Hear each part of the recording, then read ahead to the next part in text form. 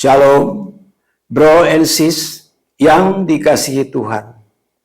Hikmat dan sukacita adalah berkat yang Tuhan berikan bagi kita semua. Penyertaan dan kasih-Nya akan selalu bersama dengan anak, menantu, beserta cucu-cucu yang kita kasihi dalam perjalanan kehidupan kita. Perkenalkan, nama saya Joce Pauki dari GPIB Genta Kasih Rungkut di Surabaya.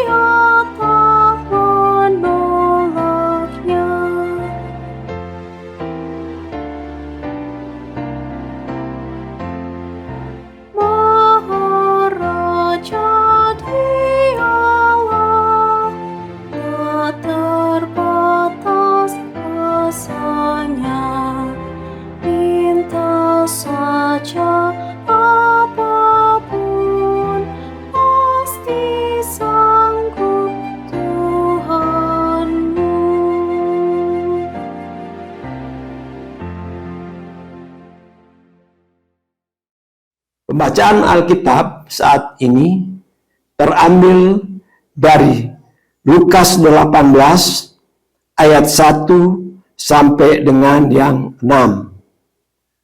Namun sebelum membaca dan merenungkan kebenaran firman Tuhan, mari kita berdoa.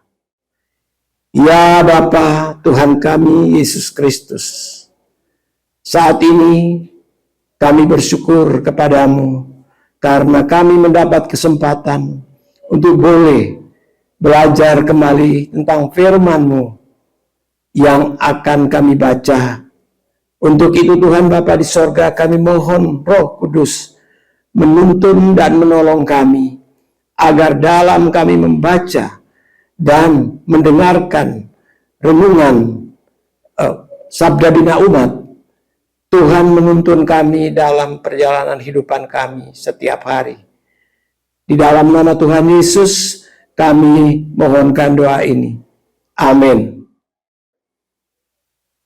Pembacaan Alkitab dari Lukas 18 ayat 1 sampai dengan 6 yang menyatakan, Yesus menyampaikan suatu perumpamaan kepada mereka untuk menegaskan bahwa mereka harus selalu berdoa tanpa jemu-jemu. Katanya, di sebuah kota ada seorang hakim yang tidak takut akan Allah dan tidak menghormati seorang pun. Di kota itu ada seorang janda yang selalu datang kepada hakim itu dan berkata, berikan keadilan kepadaku terhadap lawanku. Beberapa waktu lamanya, hakim itu menolak. Namun kemudian ia berkata di dalam hatinya, walaupun aku tidak takut akan Allah dan tidak menghormati seorang pun, tetapi karena janda ini menyusahkan aku, baiklah aku memberi keadilan kepadanya, supaya jangan terus saja ia datang dan akhirnya melelahkan aku. Kata Tuhan, perhatikanlah apa yang dikatakan hakim yang tidak adil itu. Demikian pembacaan Alkitab, terpujilah Kristus, Hosiana. Lukas 18 ayat 1 sampai dengan 6. Tekunlah berdoa. Memiliki kepintaran itu baik, dan penting. Namun untuk meraih keberhasilan, mutlak diperlukan ketekunan dan kesabaran. Pentingnya ketekunan dan kesabaran itu ditekankan Yesus dalam pengajarannya tentang berdoa yang disampaikan melalui perumpamaan hakim yang tidak adil. Yesus memulai ajarannya dengan mengangkat dua tokoh, yaitu hakim yang antagonis dan seorang janda. Hidup tanpa suami membuat seorang janda dipandang lemah di tengah masyarakat dan harus berjuang sendiri untuk mendapat perlindungan dari lawannya. Untuk maksud itu, ia datang dan meminta pertolongan tuh hakim. Janda tersebut tidak peduli jika keputusannya untuk datang kepada hakim itu melawan ketentuan yang berlaku. Baginya, memperoleh keadilan atas masalah yang dihadapinya jauh lebih penting dan layak untuk terus diperjuangkan, sekalipun peluang untuk ia mendapatkan keadilan sangat kecil. Janda itu tidak menyerah dan terus memohon kepada hakim tersebut. Pada akhirnya, hakim yang antagonis itu mengabulkan permohonan sang janda. Keberhasilan janda mendapatkan keadilan dengan harapan dan permohonannya disebabkan karena kegigihan, ketekunan, dan kesabaran. Melalui perumpamaan ini, Yesus mengajarkan setiap orang percaya untuk selalu berdoa dengan tidak jemu-jemu.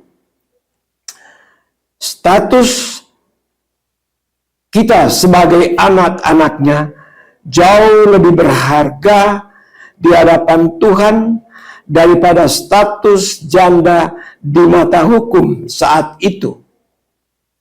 Karena itulah kita ingatkan untuk tidak berhenti berdoa. Apapun permasalahan yang kita hadapi, datanglah kepada Tuhan untuk memohon pertolongannya. Kalau hakim yang lalim akhirnya mengabulkan permohonan janda tersebut, terlebih lagi Allah Bapa yang Maha Kasih, Maha Benar, dan Maha Kuasa pasti membela umatnya. Berdoa itu suatu yang penting dalam relasi dengan Tuhan. Doa menegaskan posisi percaya kita bahwa Tuhan itu penuh kasih, adil, dan Maha Kuasa. Teruslah berdoa dengan tekun dan sabar.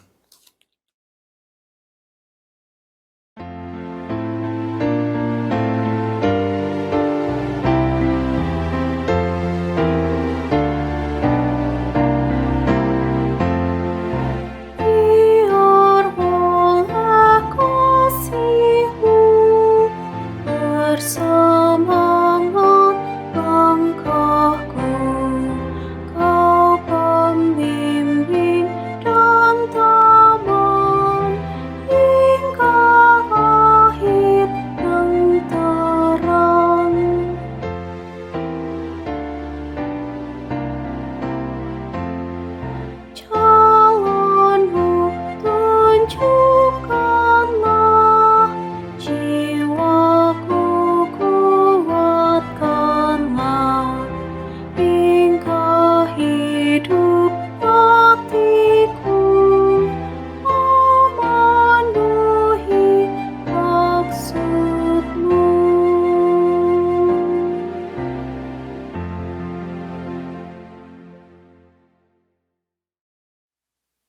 kita akan menutup rangkaian acara kita saat ini. Namun sebelumnya kita menutup di dalam doa. Mari kita berdoa. Tuhan Allah Bapa di sorga, Allah yang Maha Kudus dan Maha Kasih. Tuhan yang sudah menolong kami pagi ini, di mana Tuhan sudah mendengarkan suara-Mu kepada kami melalui firman-Mu. Untuk itu Tuhan, biarlah firman-Mu boleh memberikan kekuatan kepada kami, memberi penghiburan, dan menyehatkan tubuh, jasmani, dan rohani kami.